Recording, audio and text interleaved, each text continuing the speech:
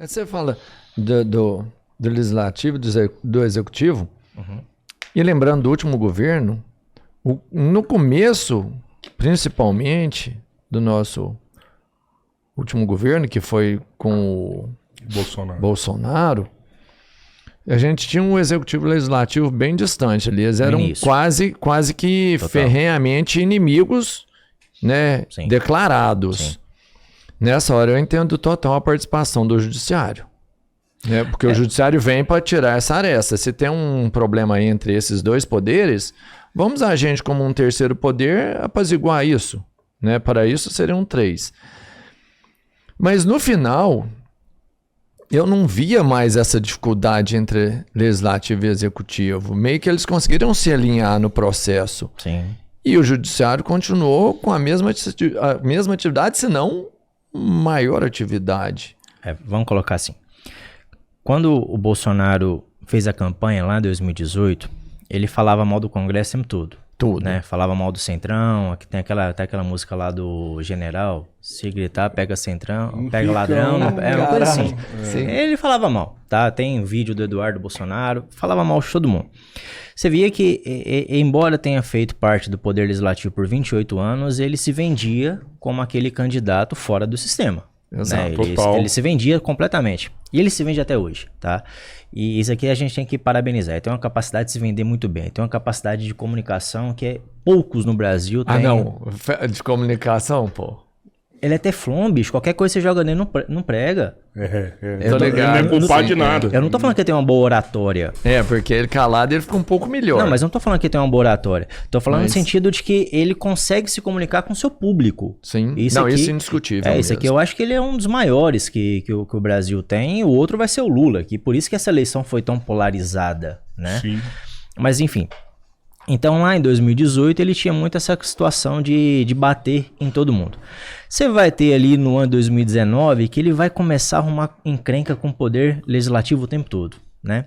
Aí o que você vai acontecer? Você vê que ele começa a ter problema, um tanto de pedido de impeachment contra ele, já começa na época era o Rodrigo Maia, sim, né? Rodrigo Maia já começa a ameaçar, vou aceitar esse processo, é a última vez, como é que o Arthur Lira falou?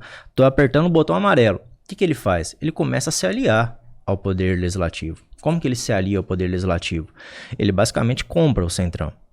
Eu tô falando compra aqui, eu não tô falando que houve corrupção. Tô falando, na verdade, que a emenda do relator, que foi todo esse orçamento secreto... E o fundão também, né?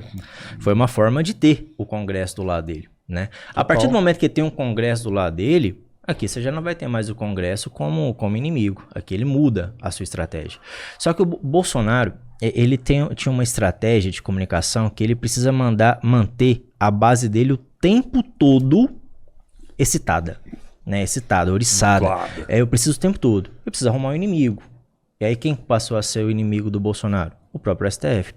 Se você for fazer uma análise do perfil do STF aqui, Robertinho, você vai ver que o STF é um STF, inclusive, conservador. Na economia liberal, aqui não tem nem discussão. Mas do ponto de vista dos costumes, o Supremo Tribunal Federal ele é um Supremo, inclusive, conservador. Se o Bolsonaro fizesse um governo tranquilo, sem ter que arrumar confusão com o STF, não ameaçasse em momento nenhum a democracia, ele não teria problema nenhum nos 4 anos em relação ao STF. Entende? Não ia ter uma decisão nenhuma do STF que impactasse o governo a modo de causar problemas ao próprio governo.